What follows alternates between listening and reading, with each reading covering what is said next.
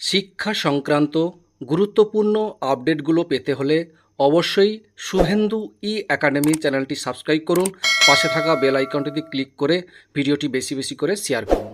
নমস্কার, আমি শুভেন্দু। আমার ছোট্ট চ্যানেলে আপনাকে স্বাগত।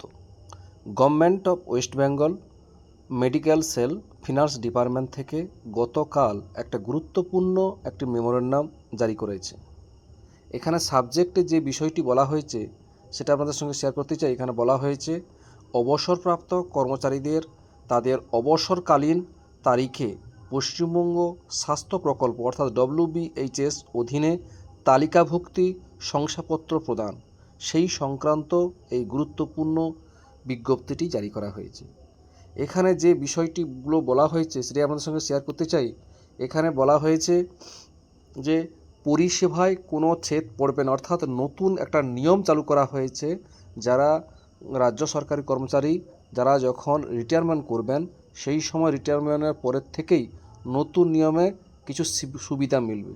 কি মিলবে না, সাথেই এনরোলমেন্ট সার্টিফিকেট, অর্থাৎ এখন থেকেই সরকারি কর্মচারীরা অবসরের দিনেই নতুন WBHS এনরোলমেন্টের সার্টিফিকেট পেয়ে যাবেন। পরিষেবায় কোনো ছেদ পড়বে না, অর্থাৎ আগে অবসর গ্রহণ এবং নতুন কার্ড পাওয়ার মাঝে যে সময়ের গ্যাপ থাকতো এখন আর থাকবে না। পেনশনার এবং তাদের পরিবার প্রথম দিন থেকেই নিরবিচ্ছিন্ন চিকিৎসার সুবিধা পাবেন।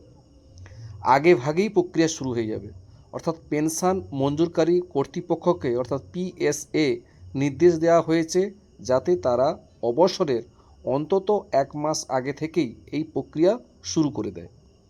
সহজ পদ্ধতি, কর্মচারীরা যখন তাদের পেনশনে আবেদন জমা দেবেন তখনই এই সংক্রান্ত অপশান বেছে নিতে পারবেন।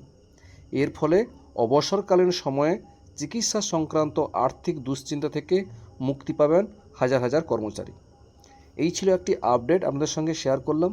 ভিডিওটি দেখার জন্য অসংখ্য ধন্যবাদ।